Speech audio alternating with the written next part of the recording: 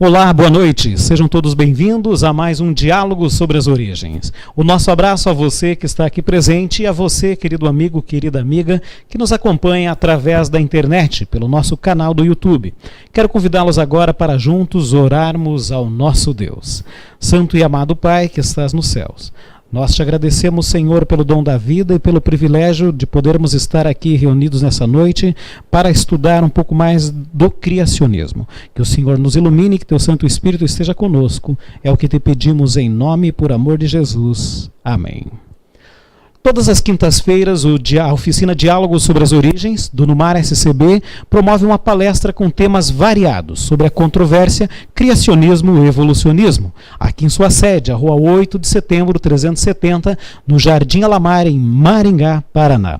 Os internautas podem encontrar o Numar SCB através dos seguintes meios de comunicação: pelo Facebook, pelo YouTube, no endereço www.youtube.com/numarscb, pelo e-mail numarscb@gmail.com e pelo nosso site no www.numar.scb.org.br. Aproveita e confira em nossos sites as novidades, os artigos e os vídeos que você pode acompanhar da temporada passada do Diálogo sobre as Origens. Muito bem, hoje nós temos como palestrante o Dr. Rodrigo Meneghetti Pontes, ele que é bacharel e doutor em Química pela Universidade Estadual de Maringá, a UEM. Atualmente ele é professor adjunto do Departamento de Química desta universidade, na linha de pesquisa Físico-Química Orgânica. Atualmente coordena projetos de pesquisa na área de interruptores e sistemas de armazenamento de dados moleculares. Ele é autor de dezenas de artigos científicos publicados em periódicos internacionais, revisor técnico, consultor de revistas científicas internacionais e é membro do Núcleo Maringaense da Sociedade Criacionista Brasileira. E hoje faz palestra para a SCB sobre criacionismo em todo o Brasil. Com vocês agora o Dr. Rodrigo Pontes. Boa noite. Então nós vamos falar hoje um pouco sobre a visão criacionista a respeito da história geológica do nosso planeta. Okay? O criacionismo tem uma visão que nós chamamos de catastrofismo. Tenta explicar o que aconteceu assim com os aspectos geológicos do nosso mundo a partir da visão de que o nosso planeta ele foi assolado por um dilúvio universal de proporções assim, universais, catastróficas, né? Nesse modelo, nós podemos traçar algumas hipóteses. Né? A primeira delas é que o nosso planeta foi assolado por um dilúvio universal, que grande parte das estruturas geológicas observadas atualmente foi o resultado de ação rápida e catastrófica, e que esses eventos eles ocorreram há poucos milhares de anos atrás. Vejam que essa visão tem um contraste bem forte com aquela da geologia padrão tradicional. Tá? Que evidências nós encontramos a respeito dessas coisas aqui? Vejam, para nós testarmos isso daqui, nós precisamos de estabelecer quais seriam as previsões que decorreriam disso. Por exemplo, nós precisaríamos encontrar evidências de atividade subaquática sobre os continentes, afinal de contas eles teriam sido cobertos por água. Evidência de soterramento em massa de animais, né? Afinal de contas uma catástrofe tal como esse dilúvio, né, que nós imaginamos, que nós tratamos, com o qual nós tratamos, né, ele teria soterrado e matado grandes quantidades de animais. Evidência de soterramento repentino, né, catástrofe implica em matança repentina. Abundância de fósseis, né, condições para a formação de fósseis favorecidas. Evidência de que esses eventos são recentes e grandes depósitos sedimentares que seriam formados num evento dessas proporções. E algumas outras. Vamos analisar algumas delas hoje aqui. Olha, primeiro aqui, quando você vai para o Monte Everest, por exemplo, o que você observa lá? Você vai ser capaz de encontrar nesse lugar fósseis de animais como o trilobita e a amonita. São animais de ambiente aquático. O que esses animais de ambiente aquático estão fazendo no topo da montanha mais alta do mundo? Como é que eles chegaram lá? Vejam, eles são evidência, né, de que o local, de que esse terreno, de que essa superfície aqui um dia esteve sob águas. certo? Mas nós não imaginamos que o Monte Everest, com as suas proporções de hoje, esteve sob águas, mas que aquela região, que aquele local que veio em algum momento a formar o Monte Everest, um dia esteve sob as águas. E é exatamente essa evidência que nós encontramos nesses fósseis aqui. Ou seja, atividade subaquática sob os continentes, né? Outra coisa interessante, veja, a montanha chinesa tem mais de 20 mil fósseis marinhos. Tá? O que 20 mil fósseis marinhos estão fazendo numa montanha chinesa? Uma boa pergunta, né? Isso é evidência de atividade subaquática sobre os continentes? Evidente que sim. E mais interessante, quando nós lemos, né, a reportagem, ela nos diz assim, olha, os fósseis são excepcionalmente bem preservados e mais da metade está intacta. Peles delicadas que sobreviveram à ação do tempo também podem indicar como a dieta e locomoção desses animais eram feitas. Tá? Fósseis excepcionalmente preservados. Para que um fóssil seja excepcionalmente preservado, o que precisa acontecer? O animal ou o ser vivo que vai dar origem ao fóssil precisa ser soterrado rapidamente, de forma catastrófica, né? Vejam isso aqui, tá? Um peixe engolindo outro peixe, isso aqui foi congelado, parece que isso aqui foi parado no tempo, como se você estivesse tirando uma foto desses animais aqui, não é? Isso aqui assim, nos dá evidência de quê? De um soterramento rápido. Para que isso aqui acontecesse, para que esse peixe morresse na boca desse outro peixe, é evidente que os dois nessa luta têm que ter sido soterrados rapidamente. Ou seja, nós temos aí condições de soterramento rápido, catastróficas para esse tipo de coisa. Nós temos aí evidência também, vejam, 3 animais juntos, certo? 3 animais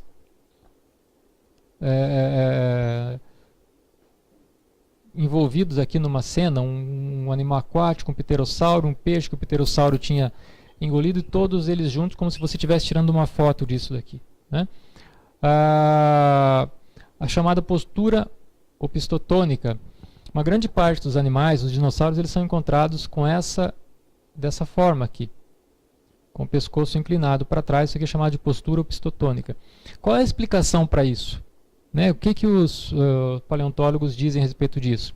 Então, algum tempo atrás surgiu uma proposta, isso foi noticiado assim, ó, dinossauros tiveram uma morte em agonia. Okay? Os fósseis de dinossauros geralmente têm as bocas abertas ou semi-abertas, a cabeça para trás e a cauda curva. Por essas razões, paleontólogos acreditam que os dinos morreram onde? Na água, e correntes deixaram os ossos em tal posição. Tá? Então, qual seria a explicação para aquilo? Morte em água. Água, novamente, nós temos um elemento aqui. Um outro grupo de pesquisadores contestou essa interpretação, mas mesmo assim eles dizem assim, olha, a interpretação da postura opistotônica como várias aflições do sistema nervoso central perimortem, de Fawkes e Pagan, é assim por nós rejeitada. Ao contrário, essa postura deve ter sido vista como um fenômeno normal que ocorre durante a incorporação de carcaças subaquática gradual desse tipo de carcaças. Então esse grupo que contestou aquela explicação, né, de que os dinossauros haviam morrido por sufocamento, eles dizem que aquela postura ela foi adquirida naturalmente quando eles eram incorporados às águas. De qualquer jeito tem água no meio, ou tem que ter água no meio para explicar isso. E para explicar esse tipo de coisa sem água é difícil, né? Cientistas acham 3 mil pegadas de dinossauro na China. As marcas que os dinossauros que os cientistas acreditam terem sido deixadas por 6 tipos diferentes de dinossauros há mais de 100 milhões de anos foram encontradas nessa província, né, da China. Elas variam de 10 a 11 centímetros e pertencem a várias espécies, como o tiranossauro, hadrossauro e o alossauro. E o mais interessante, todas apontando na mesma direção. Você imaginou isso? Um grupo de dinossauros, incluindo aí o tiranossauro, todos eles caminhando como ovelhinhas numa mesma direção. É comum, é um comportamento esperado, né? Não estariam eles fugindo de alguma catástrofe, de alguma coisa que os estivesse expulsando de um lado? Tá? E alguns aqui chegam a perguntar assim, mas isso aqui não pode ser evidência de dilúvio, né? Porque, afinal de contas, eles estavam fugindo do dilúvio, o dilúvio viria com as suas águas e apagaria essas pegadas, né? Mas a dinâmica, na verdade, do dilúvio não é simplesmente como você imaginar que você tem uma piscina com areia no fundo e de repente você vai lá e joga a água por cima e bagunça tudo. A dinâmica geológica, a dinâmica do dilúvio é bem mais complexa do que isso. E você teve ao longo do período do dilúvio, né, períodos, okay, de maré alta, de maré baixa, de recuo, de avanço das águas, e nesses períodos nós poderíamos ter condições para preservações de determinadas pegadas, okay, até que a próxima camada de sedimentos pudesse chegar. Os famosos tecidos moles, né? Nós temos aí, por exemplo, isso foi noticiado, pode soltar, por favor, né? Uma notícia que correu aí no Jornal Nacional. Uma equipe de cientistas britânicos, liderada por um brasileiro, anunciou uma descoberta que pode ajudar a esclarecer dúvidas históricas sobre a evolução dos dinossauros. Para quem estuda estes gigantes, o Museu de História Natural de Londres é uma mina de tesouros. O brasileiro Sérgio Bertazzo encontrou dois, quase por acidente. Ele é químico, não entende nada de dinossauro, mas foi a técnica usada por ele para pesquisar doenças do coração que mostrou o que tem dentro dessas ossadas. Este microscópio de transmissão eletrônica aumenta a imagem 1 milhão de vezes. E quando o Sérgio botou os ossos ali dentro, o que a gente conseguiu ver foi umas fibras que pareciam com fibra de colágeno de um osso moderno. E a gente não estava esperando isso de jeito nenhum. O colágeno, uma proteína das células animais, já foi encontrado antes em fósseis, mas os cientistas acreditavam que isso era raro. Foi ainda mais surpreendente quando Sérgio e a paleontóloga Susana Maidman encontraram glóbulos sanguíneos nesta garra. Susana conta que a descoberta pode levar à resposta de grandes dúvidas. Os dinossauros tinham sangue frio como os répteis atuais? Se sim, como então deram origem às aves, que têm sangue quente? A pesquisa abriu as portas para desvendar muitos mistérios a respeito dos dinossauros. Se os cientistas foram capazes de encontrar células de sangue numa garra como esta, já começam a imaginar o que estaria escondido num pedaço de cauda como este, em todos os fósseis guardados neste museu, em todos os museus do mundo. Estes velhos ossos ainda têm muita história para contar. Só este museu tem 8 milhões de fósseis. Se cada um tiver um segredo escondido, osso por osso, o gigantesco quebra-cabeça do passado do nosso mundo fica mais perto de ser montado.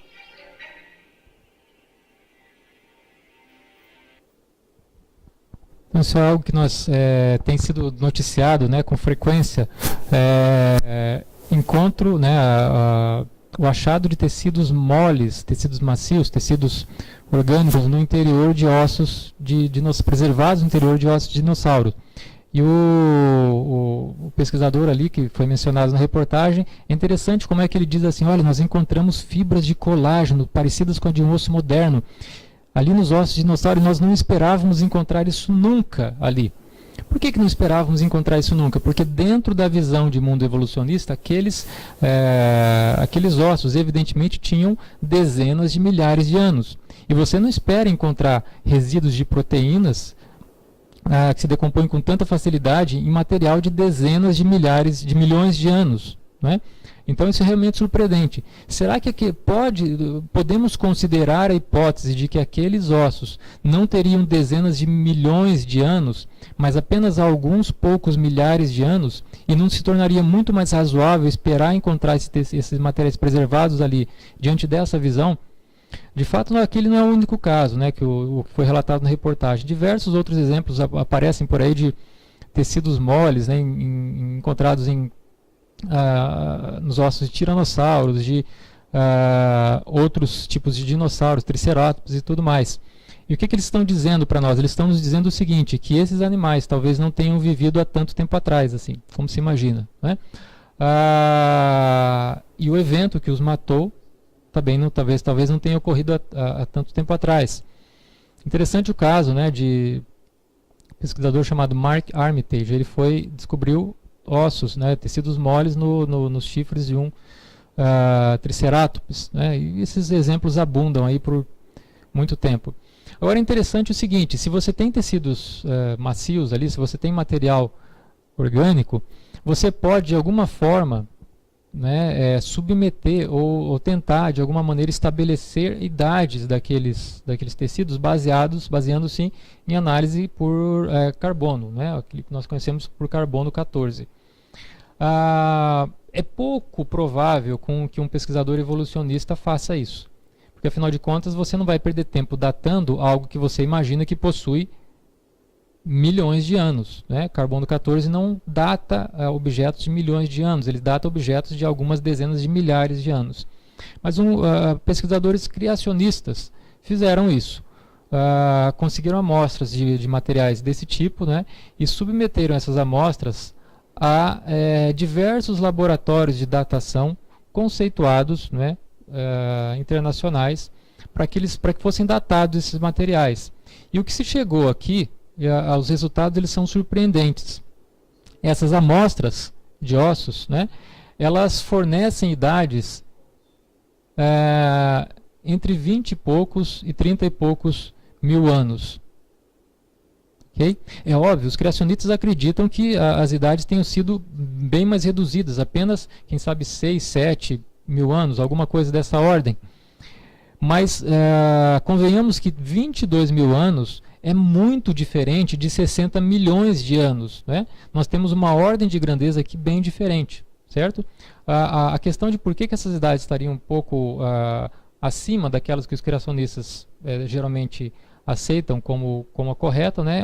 Pode ser analisada numa outra situação, quando nós falarmos de carbono 14 com mais detalhes, ok? Mas o importante é que estabelecer que laboratórios conceituados internacionalmente fornecem laudos de que essas amostras retiradas desses dinossauros possuem idades de poucos milhares de anos compatíveis com a visão criacionista e não evolucionista. Okay? Isso deve ser levado em conta, né? Outra coisa que nós geralmente encontramos na geologia são as chamadas camadas sedimentares. Como é que elas teriam se formado? Então, na visão tradicional, na visão que nós chamamos de uniformitarista, essas camadas teriam se formado, se acumulado, como resultado de um processo longo de deposição. Cada camada dessas teria, quem sabe, aí, milhares, milhões de anos para se formar, certo? Como é que elas teriam se formado numa visão criacionista ou catastrofista da história? Um acontecimento bem interessante, né, relatado em 1965, lá no córrego, no rio Beagle Creek. Nesse rio, né, do Colorado, houve uma inundação, e depois, passada uma forte inundação, carregou muitos sedimentos, e passada essa inundação, um grupo de pesquisadores foi analisar o local. Eles encontraram, quando escavaram aquela região, esse padrão aqui formado pelos sedimentos, que é algo muito parecido com o que nós vemos na coluna, na nossa coluna geológica. O mesmo padrão de camadas, de lâminas aqui. A diferença é que isso aqui foi formado em questão de dias, ou seja, num tempo muito curto, certo? Poderíamos então imaginar que essas grandes camadas sedimentares que nós vemos seriam também, é possível que elas tenham sido produzidas de forma rápida, talvez não em questão de dias, mas em questão de semanas, meses ou algo desse tipo. Elas poderiam ter sido produzidas de forma rápida por um evento de dimensões muito maiores, né? Já que isso foi produzido aqui nesse rio. Bom, vejam, a evidência de que é possível produzir essas camadas sedimentares nós temos, ela existe, está aqui, ó. De fato, alguns pesquisadores tentaram reproduzir isso em laboratório, estabelecer se realmente era possível você formar camadas sedimentares rápidas em laboratório. Nós temos aí, se você puder colocar, Renato, tem um vídeo mostrando alguns experimentos, né, experimentos em estratificação, sobre como que teriam sido formadas essas camadas.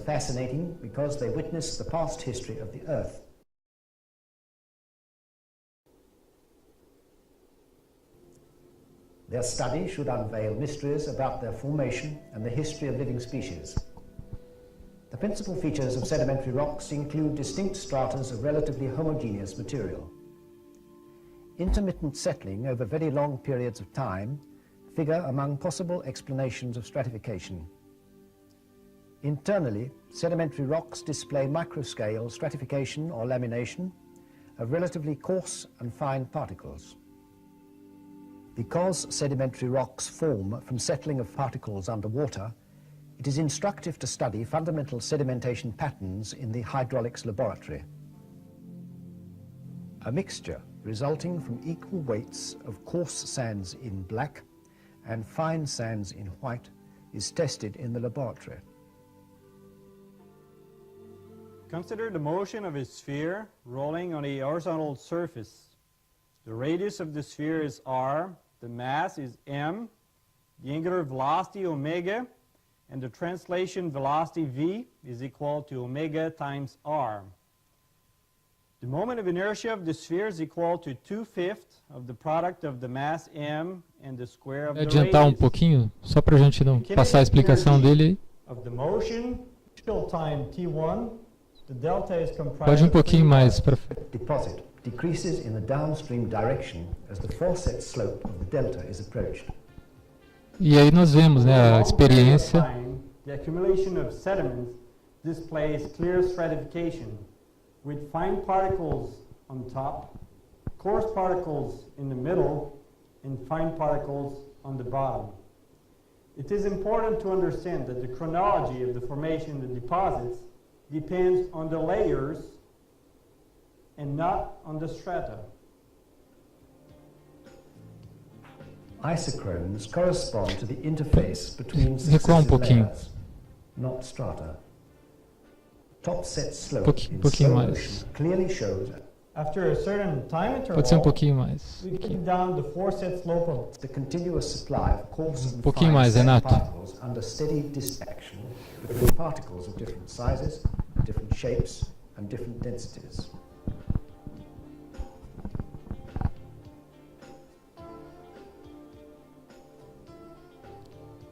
Ok, podemos parar por aí, tá? Mas o que é interessante aqui, então, foi demonstrado em laboratórios, foi publicado, não é uma especulação, não. É possível, né, você estudar essas condições para você formar camadas sedimentares de uma maneira rápida. Tá? Então, nós não precisamos necessariamente assumir que essa formação de camadas sedimentares tenha algo que tenha tomado obrigatoriamente milhares ou milhões de anos para acontecer. Outra evidência interessante é aquilo que nós encontramos, são os fósseis atravessando várias camadas. Como é que isso daqui teria acontecido? Você tem camadas sedimentares e você tem uma árvore atravessando todas essas camadas aqui. Então não tem como você imaginar essas camadas horizontais aqui sendo depositadas ao longo de milhares ou milhões de anos, e essa árvore esperando aqui que tudo isso aconteça para ser fossilizada. Então, a explicação que você encontra nos meios evolucionistas é de que isso aqui aconteceu porque na região em que essa árvore foi capturada, soterrada e fossilizada, houve um evento catastrófico que formou essas camadas e que soterrou essa árvore de maneira rápida. Okay? Mas só na região onde essa árvore aqui viveu. O restante foi devagarzinho, gradual, por milhares e milhões de anos. Então vejam, as coisas ficam um pouco assim, voláteis demais, aleatórias demais. Por que só nessa região as coisas teriam acontecido de forma rápida e nas outras regiões elas têm necessariamente que demorar tanto tempo? Por que aqui você diz assim, olha, isso foi formado de maneira rápida, e aqui você diz assim, isso foi formado ao longo de milhares ou de milhões de anos? Qual é o parâmetro? Okay? Então temos que procurar evidência para esse tipo de coisa aqui. Bom, isso é um resumo, na verdade, um pouco desse assunto. Queria agradecer a atenção de todos, e ficamos por aqui essa noite. Obrigado, Dr. Rodrigo, por essa maravilhosa palestra. E em reconhecimento a esse teu trabalho, numa área SCB, ele confere esse certificado. E já fica o convite para que mais vezes possa estar conosco na oficina Diálogo sobre as Origens. Obrigado, Renato. Obrigado novamente. Obrigado. Contem sempre com nossa participação. Okay? Obrigado. Muito bem, gostaríamos de reforçar que os internautas eles podem encontrar o Numar SCB através dos seguintes meios de comunicação. Através da nossa página no Facebook, através do canal do YouTube, através do nosso site. E se você tiver alguma dúvida, alguma pergunta também que queira mandar para o Numar SCB, você pode fazer através do e-mail numarscb@gmail.com. Convidamos a todos para que na próxima semana nos acompanhem em mais uma palestra da oficina Diálogo sobre as Origens, sempre às quintas-feiras, 20 horas, aqui na sede do Numar SCB, e que você que nos acompanha pela internet aí também através do canal do YouTube. O Numar SCB agradece o apoio da Sociedade Criacionista Brasileira. Agradece também a Associação Norte Paranaense da IASD e a Comunidade Nova Morada. Um grande abraço a todos e até a próxima quinta.